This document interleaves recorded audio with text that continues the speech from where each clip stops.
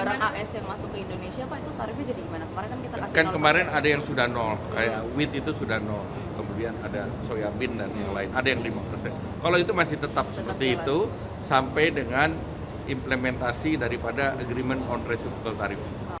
Selamat pagi. Jadi Pak Menko Perekonomian akan menjawab terkait putusan Supreme Court di Amerika Serikat kaitannya dengan perjanjian yang baru saja disepakati oleh Pak Presiden Prabowo dan Presiden Trump. Gitu ya, kira-kira. Silakan Pak. Detail ya. Terima kasih, saya didampingi Pak Seskap dan Pak Dubes Indonesia di Amerika. Susilo. Pertama, kemarin sudah ada putusan dari Supreme Court terkait dengan pembatalan tarif secara global dan meminta pemerintah Amerika mengembalikan reimburse tarif yang sudah dikenakan ke masing-masing korporasi. Nah, bagi Indonesia yang sudah menandatangani perjanjian, ini namanya perjanjian antar dua negara, ini masih tetap berproses karena ini diminta dalam perjanjian adalah untuk berlakunya dalam periode 60 hari sesudah ditandatangani dan masing-masing pihak berkonsultasi dengan institusi yang diperlukan. Artinya dalam tanda petik mungkin Amerika juga perlu berbicara dengan Kongres atau Senat, sedangkan Indonesia kan dengan DPR. Namun keputusan kemarin yang 10% itu hanya berlaku untuk 150 hari, yang 10%. Sesudah itu mereka bisa perpanjang atau mereka bisa merubah dengan regulasi yang ada. Nah, bagi Indonesia, karena perjanjian ini masih berlaku akan efektif 60 hari, kita punya waktu. Kami sudah berkoordinasi dengan USTR dan mereka mengatakan akan ada keputusan kabinet mereka terhadap mereka yang sudah menandatangani perjanjian.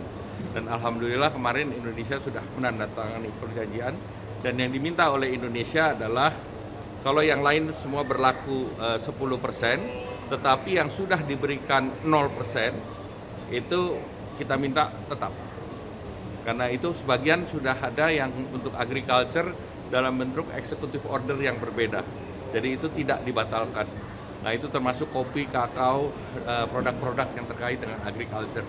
Namun kan kita juga yang 0% itu ada supply chain untuk elektronik dan juga CPO dan juga tekstil dan footwear dan yang lain. Nah, jadi ini yang kita tunggu sampai dengan 60 hari ke depan. Pak, itu menguntungkan Indonesia, Pak? Ya dua-dua untung lah, karena Kalau yang ATR yang berdasarkan kuota itu jadinya gimana, Pak? ini juga 60 hari kita bahas, tetapi mereka masih konsentrasi untuk menangani tarif global ke seluruh dunia.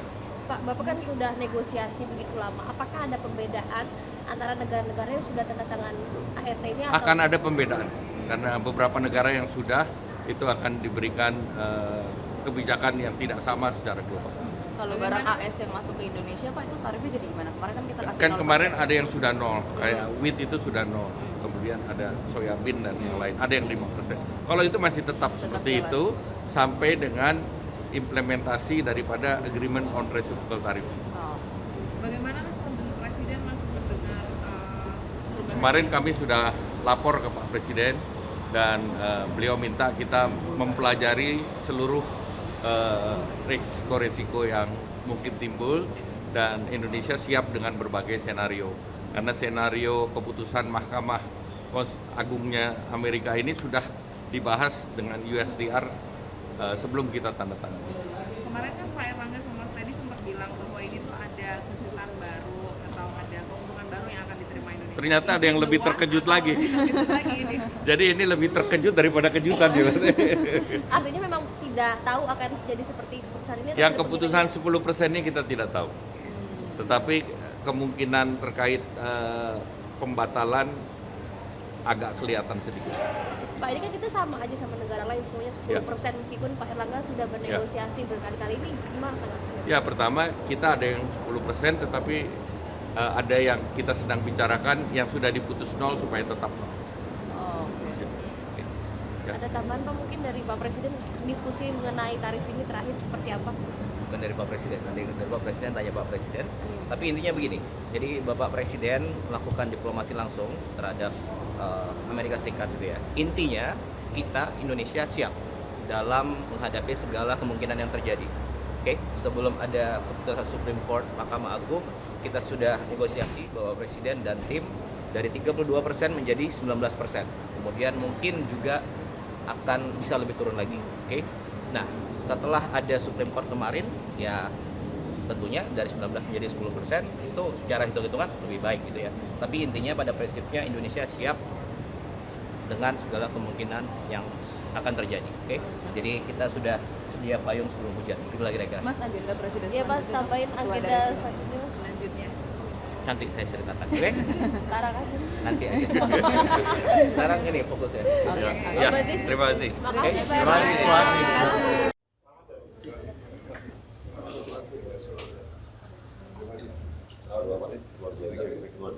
Tadi gimana? Sedikit Bapak. Court of Hari ini Peace-nya. pertama. Ya,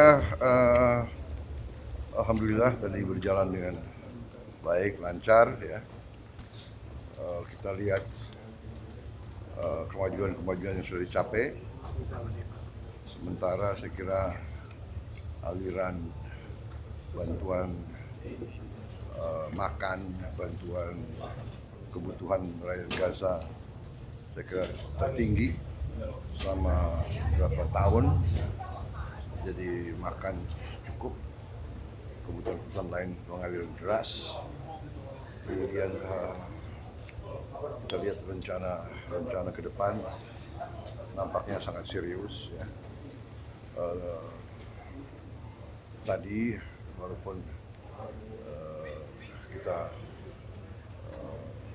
bertekad untuk ini berhasil karena ini memberi harapan perdamaian ya, walaupun tadi saya juga dalam statement singkat saya juga ingatkan banyak kesulitan masih di depan, banyak hambatan, rintangan ya, obstacles. Tapi ya kita harus bertekad untuk mencapai keberhasilan demi rakyat Palestina ya. Kita tentunya komit ya, tadi beberapa negara-negara Muslim semua menegaskan komitmen kita untuk benar-benar mencapai lasting peace and the only lasting peace. Dalam beberapa statement kita, ya, negara-negara yang kelompok 8, kelompok negara-negara Muslim yang diundang pertama kali untuk melaksanakan atau ikut dalam usaha Board of Peace ini, kita ya bagi kita